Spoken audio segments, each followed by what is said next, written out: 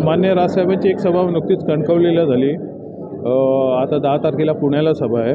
12 तारखेला कल्याण लोकसभेत कळवा मुंब्रा जो भाग आहे तिकडे 90 फीट रोड खारीगाव इथे एक सभा होते.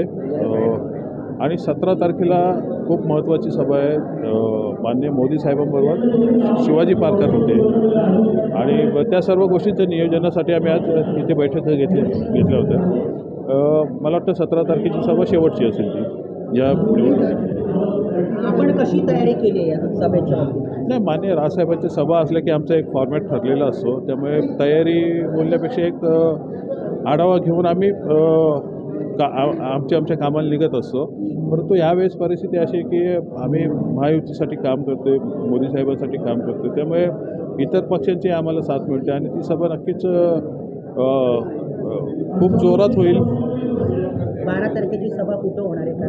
कळवा खारेगाव येथे तो 90 फीट रोड आहे, तिथे संध्याकाळी 5 वाजता सभेचं नियोजन केलं आहे. सभेला मुख्यमंत्री आणि इतर कोण असणार?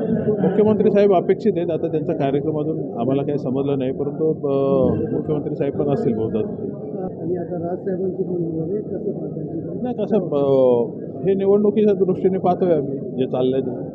आमचा फोकस आमच्या सभांवर आहे. बाकीच्या पक्षांच्या कुठे किती तारखेला सभा आहेत याच्यात आम्हाला काही तसा रस नाही आहे. परंतु या सभा अशा होत असतात. 15 तारखेला मोदीजींची सभा माननीय कपिल पाटील साहेब यांच्यासाठी पण कल्याण पश्चिमेला कुठे होते. त्यामुळे आज इलेक्शनचा माहोल चालू आहे आणि बाकीच्यांची सभा होत आहेत. परंतु निश्चितच आमच्या सभा या खूप उत्स्फूर्त प्रतिसाद मिळतो आहे आणि प्रचंड होत आहेत. तशा आमच्या सभा दिसतील तुम्हाला. कोणार्क, अपना शहर, अपनी बातें.